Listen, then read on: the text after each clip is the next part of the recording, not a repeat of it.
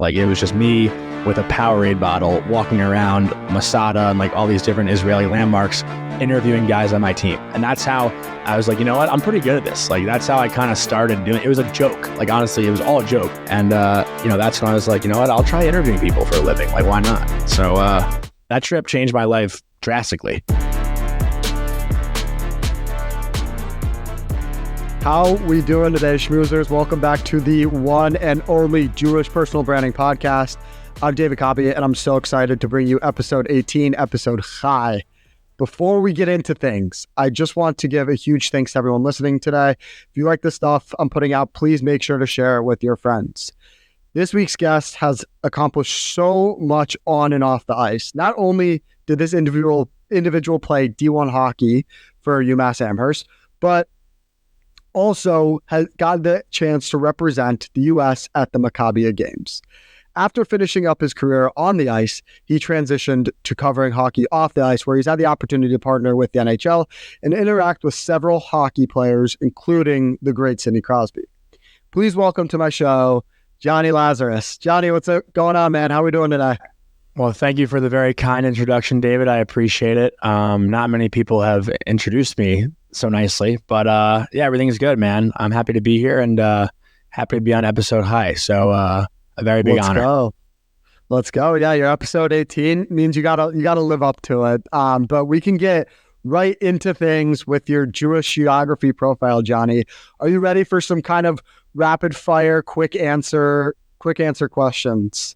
Oh yeah, I know how this goes, but I'm really bad at rapid fire because I usually have long extended responses, so I'll try to keep it as short as possible. Keep it as short as you can. All right. So, Jonny, first question for you. What is your go-to Shabbat food?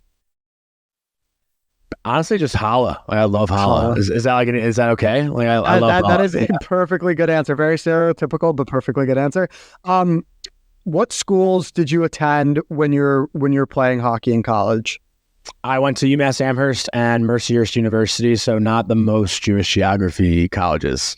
But hey, it's cool. UMass Amherst has a lot of Jews. I was actually very close to going there. I was like between there and Maryland, but great hockey program there. Mm-hmm. I mean, like I'm sure the games at UMass Amherst were absolutely electric. Like how was the crowd there? It was unbelievable. I will say, though, my dream school to play at was Penn State, so that could make it a little bit more toward the Jewish geography. Okay, there we go. Yeah. There we go. All right, what is the, not super Jewish geography related, but what is the funniest hockey nickname you've ever given someone? Ever given someone? Yes. Oh, man. There's a lot. Off the top of my head, I'll say, I'm not going to say who it was, but I'll say I nicknamed a kid Bread Bowl. And I can't really say why.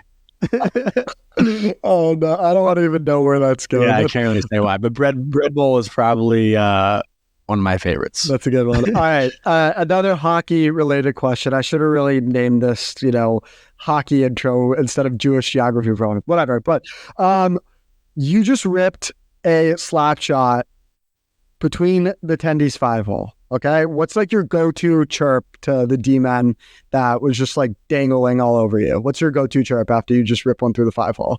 I wasn't really much of a shit talker, to be honest. Wow. Like I had good ones. Like if I needed to pull them out, but I wasn't really much of a talker. I was, I actually got shit on a lot because I was more of like the buddy guy out there. Like I wasn't really, out there to chirp or make enemies. I was making friends with everybody. And that's why a lot of coaches always gave me shit. They said I was too nice. I like that. So obviously very extensive hockey career. You live and breathe hockey. Aside from hockey, what is your favorite sport to play or watch? To play, I would say like tennis. And honestly, tennis has become a sport that I love watching too, but I'm a big Knicks fan as well. So love the New York Knicks, love playing basketball. But every time I play basketball now, it's just depressing because I used to be pretty good. And now I just like set picks and maybe like take one shot when I'm out there. But I was like the starting point guard for my travel basketball team till like 7th or 8th grade. So I was pretty good. but I have to give it up for hockey. So playing basketball now is a little bit depressing just because I don't have what I used to have. But I love tennis, love basketball. I don't really watch much baseball, but I'll watch NFL too. Obviously, I just don't have like a diehard rooting interest. Do you ever like go into like a pickup game and you're just like, you feel like you're on the ice and accidentally like pick somebody too hard and they're like, oh shit, like we're not playing hockey? Or yeah. Honestly, like, nah. I usually just I kind of just do cardio out there. Honestly, I don't really like make many plays. I also like wasn't an overly physical hockey player, so I don't have like this, tough demeanor about myself. I know everyone thinks hockey players are tough, but I was kind of one of the softer ones. Ooh, okay. He's a softie. He's a softie, nice Jewish boy, guys. A little bit of a softie. I want to get into your hockey career right away because, again, you played D1 hockey. I'm from Minnesota. I've been surrounded by hockey players my entire career, my entire life. Never played a lick of hockey, but like I know the culture a little bit. One thing I do want to ask you about just starting up with your hockey career is, I know for me, my Jewish mother was so concerned with me playing hockey and ice skating. I don't know if you remember, but there was, I don't know if it made even national news, but there was a guy named Jack Jablonski. Yeah, of course. Yeah, he's my age. Okay. So you know Jack Jablonski. So that happened. And for people not listening, or for people who have no idea what I'm talking about, Jack Jablonski is this, I think he was like, I don't even know, 12, 13 at the time, or maybe even a little bit older, skating, got paralyzed. And he lived, probably, but don't say Margaret, the school that he went to, it's 10 minutes away from me, not even. So very traumatizing for my Jewish mother as a child, because, I wasn't really allowed to play hockey and kind of go in that realm. Anyways, was there any period of time where you're like starting up with hockey where your parents or even your mom was like concerned about the physicality of it? Or did you just kind of go into it and your parents were just like, fuck it, like whatever, he's going to get hit, he's going to play hockey and he's going to be fine? Yeah, I was a second kid also. I have an older sister, and not that like really does so much, but I feel like parents are a little bit less cautious with, second and third kids. Like I think you're a little, careful and overprotective of your first, and then it's kind of like let the second one kind of run and do whatever they want. So like from an early age, my parents, like they always said I was like jumping off shit and hitting my head and like doing all this stuff. Like I was a little more just like out there, I guess. But from the first time I watched a hockey game, I loved it. And, my dad always says like one of his friends, Howie, who has a son, Zach, my age, I guess Howie would always ask my dad, like how to get Zach to just go downstairs and play sports. Like it's just, all I did was go downstairs and play hockey. And my parents couldn't stop me from playing. They recognized that I loved it. And, there were times like, when my parents, obviously, got protective and whatever. But, one thing I can remember, so these 4 teeth are fake. 3 of them got knocked out. The other one just got fixed. But when I got my teeth knocked out, like I remember my dad was actually like crying on the phone. My mom was like, fine. My dad was like, he felt so bad for me. I was like, Dad, it's fucking fine. Like, but it's a physical sport. But I think, in life also, like you want your kids to at least like have some sort of toughness. Right. So, I made a joke, but I was like also serious that I was a softer player, but like it made me very tough mentally, obviously. So, no, there was no moment in time where my parents were going to pull me out of hockey because it was too dangerous. That's honestly, that's good to hear. And I want to go more into kind of like, you're saying how like, you're kind of like a softie, right? You're not like this big macho hockey player guy. And, from somebody that's not ingrained in the hockey lifestyle, essentially, like from an outsider perspective, like hockey culture is so different from the insider perspective, right? Like you have these people that portray hockey players as like, oh, I'm going to go, hit up the puck bunnies after the game and get after with the boys and all this kind of stuff. I want you to talk about, and even when we were on the phone, we were talking about Shorzy, the show, and you had your thoughts and feelings on that. I knew this is where I was going. Yeah. So you can read my mind. Anyways, but yeah. Point being is, I want you to talk about like what hockey culture actually means to you, and maybe even touch on a little bit about how the media and all these shows, Shorzy, Freezer Tarps might do a like bad job of like portraying hockey culture, if so to speak. Well, I think there's entertainment in it. Like, I've watched a little bit of Shorzy. I like Freezer Tarps. I watch his stuff. But I think, and there's one more, right? Letterkenny is like another show. Letterkenny. So I think that's just how people who have not been in locker rooms and have not paid close attention to the sport associate hockey culture with the players and stuff. And, there are a lot of really good, really smart, intellectual people in the world of hockey. And I think because of the television shows and maybe because of some of the goofy things that we see on social media, it's looked at as, somewhat of its own world or its own culture of a sport, but it's not really the case. I mean, it's funny. Like, I was actually trying to work on this like project last year of a hockey show that would represent something similar to Friday Night Lights, just to give more of like a deeper, more emotion and show what, kids in high school or junior hockey like actually go through, because it's not just like, I don't know how it started. Like, you fucking beauty, you want to, like I never really loved those guys like as teammates, to be honest. Like, they're my friends and I do know a lot of good ones, but I always like never really associated myself with the hockey guy. Like, I always kind of made fun of it. But again, like, if that's what is entertaining to people, then I'm not going to bash it. Like, if people enjoy it, like, let them enjoy it. I just think it's a harsh reputation or a misconception about a lot of hockey players, because not everyone is like that. Not every locker room is like that.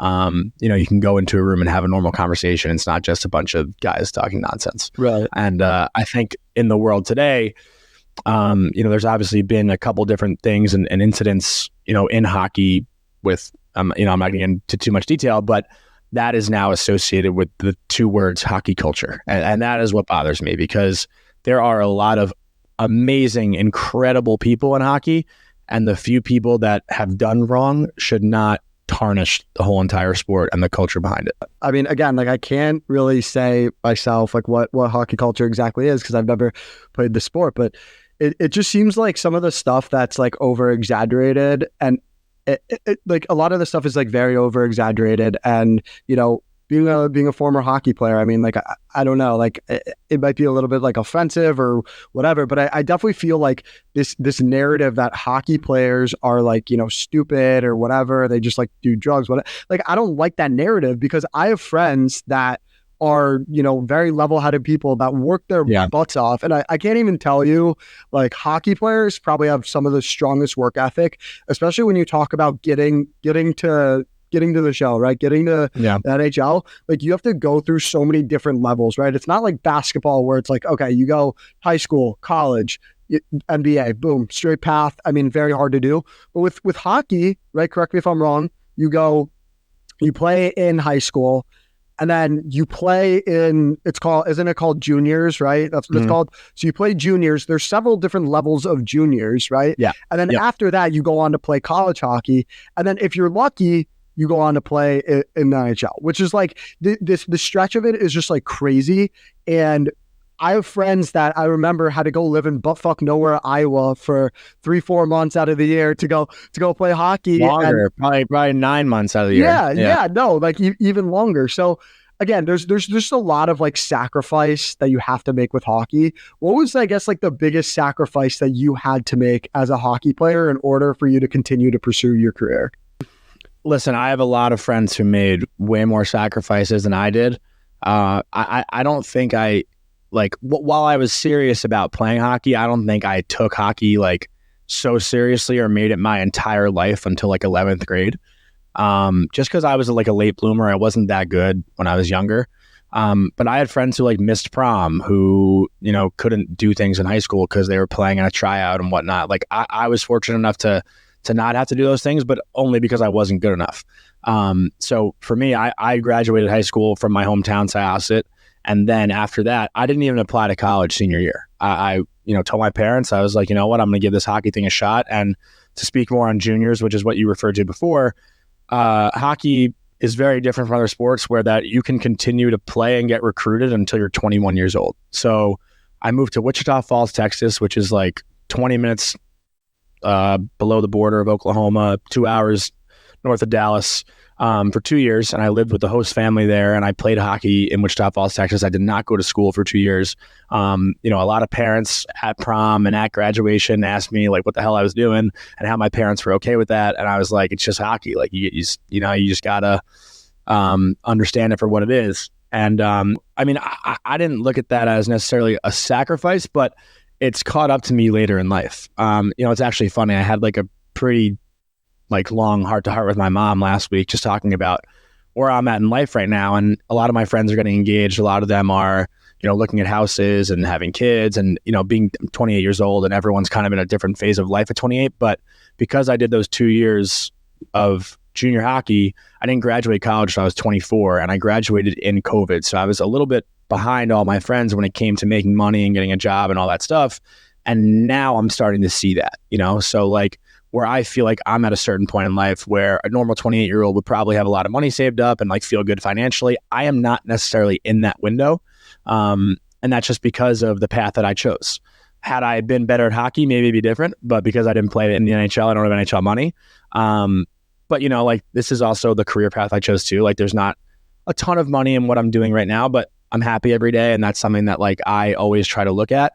That said, I definitely am hoping to make a little bit more money now and the next steps forward. But, my last 3 years, 4 years since I graduated college has all just been about, making a name for myself in the hockey world and the media world. And I didn't really care about making money. But again, those are sacrifices that I didn't think were a sacrifice at the time, but it's starting to seem that way now in life. But again, these are all things that I wouldn't change or wouldn't take back for a second because, I think my experience is what makes me unique as a person. Not everyone in New York or where I grew up would go to Wichita Falls, Texas for 2 years. And, those are 2 of the best years of my life. I still talk to the family that I lived with and the players that I played with. And it's definitely helped shape me into the guy I am today.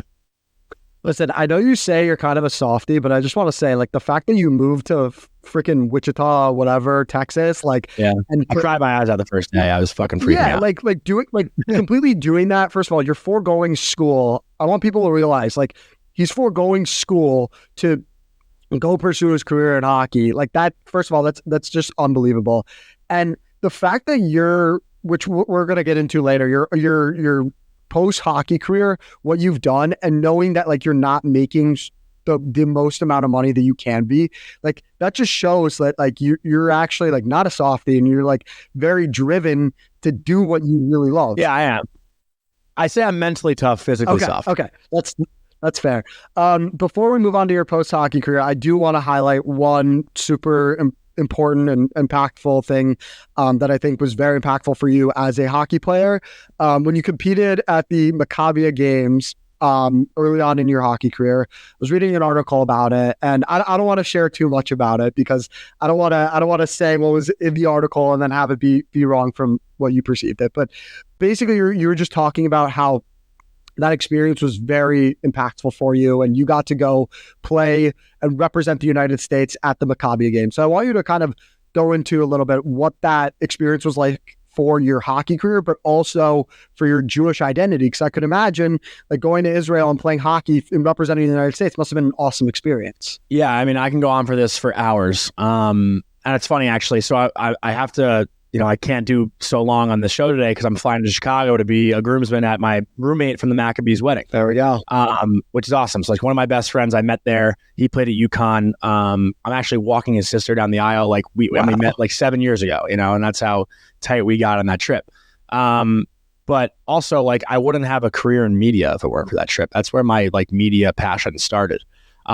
So I can kind of bounce around and talk about this 3-week trip in so many different areas. But that was my first time in Israel. So I had never like really wanted to do birth break because I was always afraid of taking the 2 weeks off to like stop training and stop skating over the summer when I started taking hockey seriously. So I thought the Maccabiah Games was a perfect opportunity for me to go over there and still continue to skate, play hockey, train, be with other Division I players and, kind of stick to that routine. But when I got to Israel, like, I'll be fully honest, like my family was not very religious. My mom tried to make us continue going to temple, but like, we just weren't super religious. And my dad wasn't a big temple person. My sister didn't love it. I didn't love it. And my Hebrew school upbringing was a little bit weird. Like I got kicked out of the first Hebrew school I went to because I missed a lot of days because of hockey, and I just kind of a dickhead as a kid. But then luckily, Simchat Halev, Rabbi Jay, who was very close to my heart, welcomed me in like 6th grade. So I went there for like 2 years and got bar mitzvah, did the whole thing. So I stopped. Point being, I stopped going to temple really after I was bar mitzvah. I was one of those Jews. So like I was never, I never felt like I was a good Jew, and I never like felt so connected to it. But going to Israel and actually seeing it and meeting Israelis, meeting the soldiers, meeting everybody, made me feel more like I was in touch with it. And, speaking of Max, the guy who was getting married this weekend, I actually walked around Yad Vashem with him, and his grandparents were both Holocaust survivors. It's actually hard not to tear up thinking about it, but like watching him like go through Yad Vashem and like, picturing his own family, like being there, was very powerful. So yeah, it was a really like unique experience for me, and a really great way for me to see Israel and kind of feel that for the first time. And I ended up going back on birthright actually, the summer going into my senior year of college. So I did take the 2 weeks off to go back to Israel and not skate, not train and stuff, because I wanted to go back. And, I was actually hoping to go back again next year for Maccabiah. They asked me to be a coach, but I have literally like fucking 7 weddings next summer that I can't miss. So I'm not gonna be able to go. But yeah, it was an awesome trip. I made so many incredible friends. At least 5 people will be at my wedding from that team. And so just to kind of like get into the media part of it, the coach of that team, Greg Gardner, who I actually ended up playing for at Mercyhurst when I transferred from UMass, that was the reason. Like he was a coach that I knew would just treat me well. He like had this idea to do a like Facebook video segment from Israel called Lessons with Laz. Like it was just me with a Powerade bottle walking around Masada and like all these different Israeli landmarks, interviewing guys on my team. And that's how I was like, you know what, I'm pretty good at this. Like that's how I kind of started doing it. It was a joke. Like honestly, it was all a joke, but Facebook, I guess, loved it. There were people back home like watching them, commenting like, oh my God, it's so funny. And that's when I was like, you know what, I'll try interviewing people for a living. Like why not? So that trip changed my life drastically. And sorry for the long-winded answer, but there's a lot of different ways I could have gone with it. And yes, it was very cool to wear the USA colors in Israel. I think there was like 10,000 people at the gold medal game, even though we got our fucking chest shit on by Canada. We lost like 7-2. But it was really cool.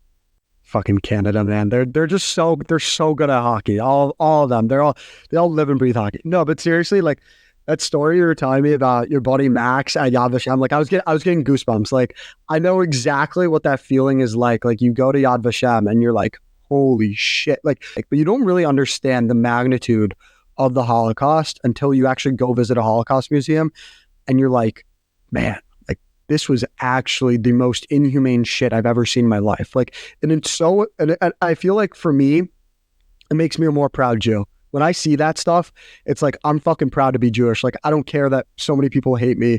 I don't care about that shit because quite frankly, in 1930s, 1940s, if you were living anywhere in Europe, you'd be dead for being Jewish. And now we're so privileged. We are extremely privileged to like be able to wear my Star of David out, be able to, go to Shabbat services and do all this stuff. And like, to me, it's just like that, hearing stories like that is just like, it amazes me because we really have come so far. The Jewish people have come so far in terms of how they, present themselves and how they've actually been able to build a life for themselves despite literally the greatest tragedy in the history of the world happening. So I appreciate you telling me that story. Yeah, of course. There's actually also in New York, like a Nova Festival pop-up that I went to like, I think a month ago. And I went by myself too, which was like a pretty nice experience is the worst way to put it. But right. To walk around alone was like my roommate actually was in Israel on October 7th when it all went down. He was at a wedding. And I think the bride's brother's girlfriend went to the music festival and actually was killed. So just crazy stuff in the world. And, I have like 1 degree of separation to it. Luckily my family members have not been involved, but, obviously I feel horrible for anyone's, who has had family involved in these things. Totally. It's just so hard. And, with stuff like this, you gotta move forward and, be yourself and be more proud of you. So I want to talk about your media career. So I know you mentioned Lessons with Laz kind of kick-started that. And then after you were done playing college hockey, I'm sure you had some sort of, you're like, holy cow, like I'm not playing hockey anymore. Like, what the hell do I do? Like, was that transition to go into the media industry of hockey very difficult for you? Or did you feel like it was very flawless in terms of, getting right onto, your media personality? I mean, it definitely wasn't an orthodox way of doing it. It's funny, actually, I was doing somewhat of like a similar show to this called The Locker Room. Like I started it my senior year of college. My friend Justin Kapelmaster, who played college hockey at Ferris State, and Robert Morris was my teammate in junior hockey in Wichita Falls, Texas. We were the only two Jewish kids on the team. He came to me with this idea, like, why don't we interview Jewish hockey players so they can start a podcast? Like, and this was before podcasts became a thing, really. This was 2019. So I think everyone started a podcast like in COVID. We started like 3 months before COVID. But I was like, Cappy, we're going to have 3 weeks worth of guests and then we're done. Like, we gotta branch out a little bit more. So we came up with the idea to like interview, essentially like influential Jews. And we had guys like Doug Allen on, Adam Schefter, Ariel Helwani, Adam Fox. The list goes kind of on and on. Jared Freed, all these different people, Lindsay Metzger, Ruthie Plinsky, that was a cool way to I guess, practice interviewing in some sort of way, and get my reps. Like we did over 100 episodes of that show, which was cool. And all the people that I interviewed on that show in the hockey world, I kind of just created natural relationships with. And that led to like this company, Believe, offering me the chance to host a Ranger show. So it all kind of started through that. And once I hosted the Ranger show, I was just putting out constant clips on social media. But like this wasn't my full-time job. And again, this was like in COVID. So, I couldn't find a job and I was getting unemployment. So all my focus was really kind of going toward this stuff, until I found a job in May of 2021 working in music. But I would go to my office, 9 to 5 in the city, train back home, and then do podcast stuff like all night. Like I really was not, like I didn't have much of a social life. I was living home, my parents, like it was tough. One day kind of out of nowhere, I got a LinkedIn message from Paul Vinciguerra, a producer at the NHL, like asking me if I wanted to host a low budget NHL YouTube show in the city, during the conference final in 2022. And from there, it just kind of took off. But before that, like nothing was really coming of it. And I tell everyone, like, I'm lucky because, the team I love and the team I root for and the team I was like, quote unquote covering was the Rangers, and they had a great year. They went to the conference final, and there weren't many people like putting out social media clips talking about it. So I kind of, got lucky in that sense where the team I was talking about was good. Had I been covering the Arizona Coyotes, nobody would give a fuck. But, I think that's part of life too, right? Everything is about timing. And luckily for me, the transition into media wasn't very traditional. And it's tough. It's tough because like people do ask me for advice, and I don't really know. I don't know exactly what to say because I didn't like go to school for it. I didn't necessarily study it. I just loved doing it, and I played the game, and I knew a lot of people, and I just kind of used that to my advantage, And luckily, someone just took a chance on me, and I've just kind of parlayed everything since then. Well, first of all, I just want to say thank you for sharing that story. I mean, going on unemployment is incredibly difficult. I don't have a choice. Like, I don't have a choice. But I'm just saying, like, but going from that to now working with all these, really cool NHL players is just like, it's amazing. Like to really, it's like rags to riches, literally. Like you're going from not having a job to now it's crazy. Interviewing all these amazing NHL players, which I think is super cool. I'm not so much of a big hockey nut, which is kind of surprising considering I'm from Minnesota, but I've definitely seen some videos of your open skates with, Matt Boldy, Sidney Crosby, all these guys. What started that idea? Like, how did you come up with that idea? And how do you like, I don't know, like, it's just like such a cool idea that you're literally interviewing these guys while you're skating with them. Like what went into that idea? So this actually goes back to the whole Jewish geography thing. It was not my idea. I had actually interviewed Jared Kleinstein, who founded this company, Fresh Tape Media, that did a lot of media stuff with Colorado Avalanche, on The Locker, on the Jewish podcast that I did. And Bleacher Report had worked with Fresh Tape on many different projects, and they reached out to Jared and said, hey, do you know any up and coming like hockey personalities? And Jared gave them my name. So, this is one of the most important things too that I tell people from a different friend who actually connected me to Jared, Brendan Kaminsky. And Brendan has his own social media agency and used to work with Stephen A. Smith. Woj did their social media at ESPN. This goes back to the Jewish geography. That's why I'm telling the story. Brendan came on that show as well and gave me the best advice, I probably share with other people. I'm sure, being a Jewish kid, how many times have you heard the saying, it's not what you know, it's who you know, right? That's the most popular saying. Well, Brendan flipped that and said, it's not who you know, it's who knows you.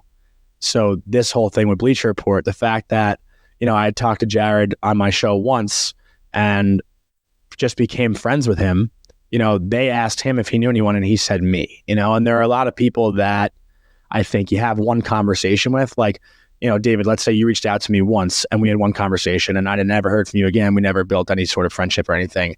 And someone asked you, oh, Jonny Lazarus? Yeah, I spoke to him. Yeah. Like, you could say that. And someone asked me, do I know David Maccabiah? I'd be like, who the fuck is that? I don't remember that, but that's, you talk to so many people one time and that's it. So you can't really say that you know them, so I think it's so important to leave just like good impressions with people. And, it's not like it was a force. Like, the people that came on my show, we had so much in common just from being Jewish. I became friends with them naturally. And I think that's what's happening with you and I right now. And I'm sure that's what happens with a lot of your guests too. So, to bring it back to the question, it was not my idea.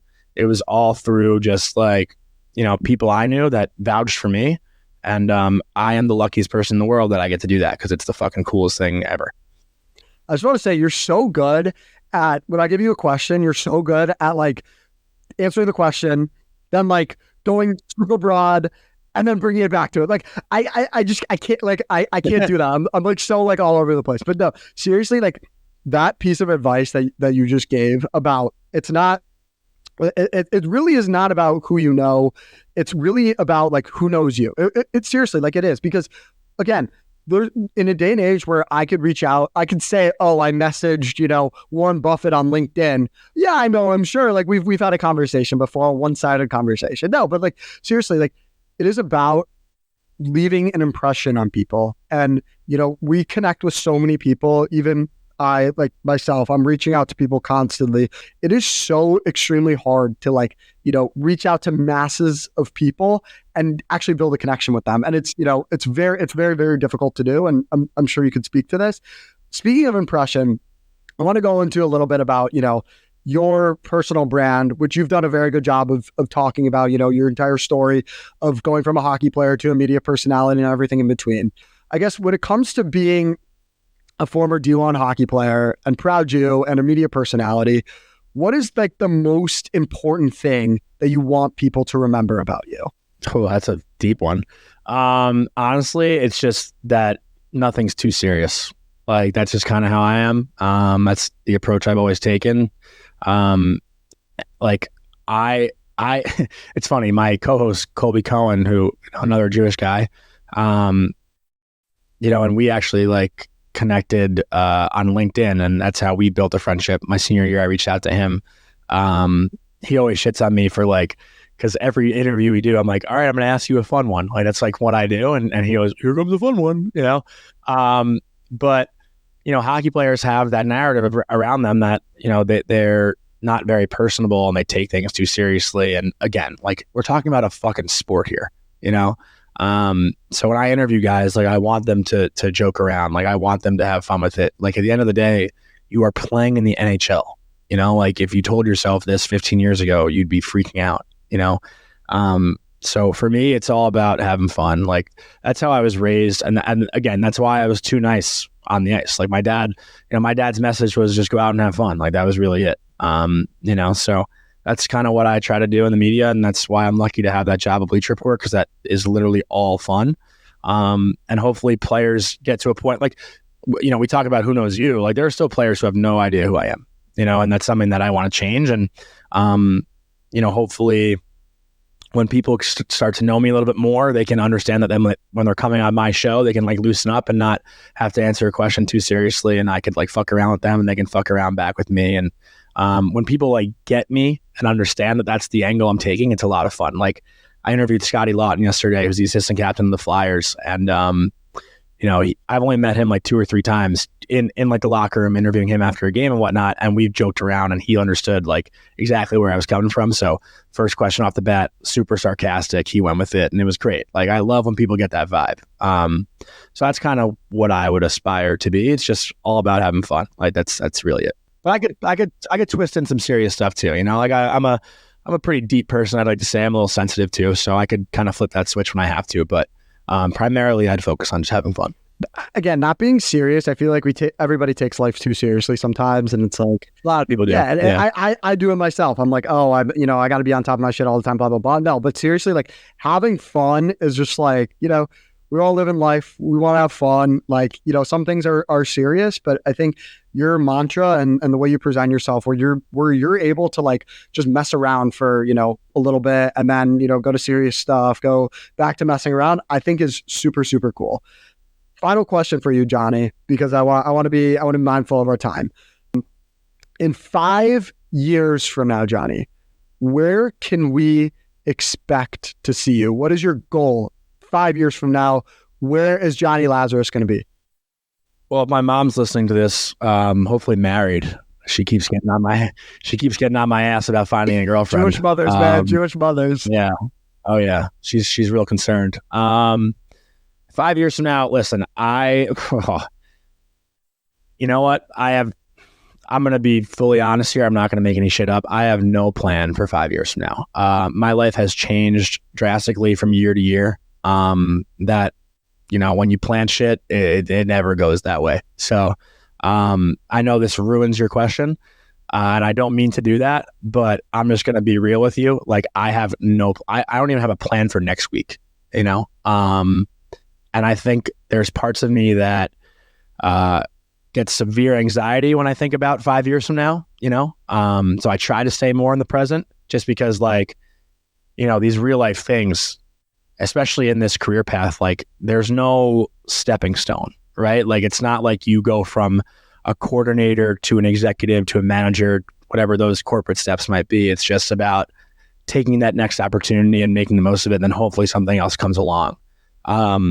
So for me, but I will try to tie it back. 5 years from now, I hope to be one of the biggest names in hockey media and, doing like essentially, I have so many people in the media world that I try to like tie into myself. Like I love Barstool Big Cat. Like he is to me the ideal person I would love to be in hockey. Like he's that perfect mix of can be serious, can be sarcastic, joke around, also a very smart guy. Jewish guy too. His real name is Dan Katz, for those who don't know. And then like the Pat McAfee, like the intensity and just like the, able to riff off of essentially what doesn't seem like preparation. I mean, I know he obviously prepares, but a lot of it is off the cuff. And then guys like Ariel Helwani in the UFC, who's just very emotional and intelligent and deep. There's so many different guys in the media that like I love their work, even if I don't love the sport. Like I watch Pat McAfee, I watch Ariel Helwani. I am not a UFC fan. I am not an NFL fan, but I love those two guys. If it were up to me, like I'd be, continuing to do the morning show I do with Colby, hopefully in a really cool studio, hopefully with guests in person live there. And, that'd be awesome. So my career goal, I guess, again, this is me bouncing everything around, trying to elaborate. The show I'm doing right now, Morning Cuppa Hockey, that started because I grew up an NHL fan, also a Knicks fan. And every morning I'd turn on ESPN, I'd watch Get Up, I'd watch First Take, and there'd be zero hockey talk. If I wanted to listen to hockey, it was the NHL Network, and I'd be watching the same exact episode I watched the night before. It's just a rerun. And I wanted fresh hockey talk every morning. And I think that is kind of what I'm doing right now. And I'd hope to just continue to build that and become, the go-to 9 a.m. hockey show. So I'll say that as my answer, long-winded and bounced around. And yeah, I lose myself a lot when I'm talking. No, dude, that was perfect. I just want to warn our listeners, like, get ready. Jonny Lazarus is going to be on your radio in 5 years from now. You're going to be listening to his hockey talk, his insights, and everything. Before I let you go, Jonny, I just want to thank you again. Where can people find you on social media? Twitter is jlazzy23, and my Instagram is just my name, Jonny Lazarus, no H. And I love that you did not spell it with an H, because a lot of people mess that up. People I've known for 10 years still put the H in my name. I do my research. That's all I'm going to say. But again, we want to thank Jonny. Make sure we follow him on the socials. Make sure we're following Schmoozing Time on the socials. Until next time, keep schmoozing.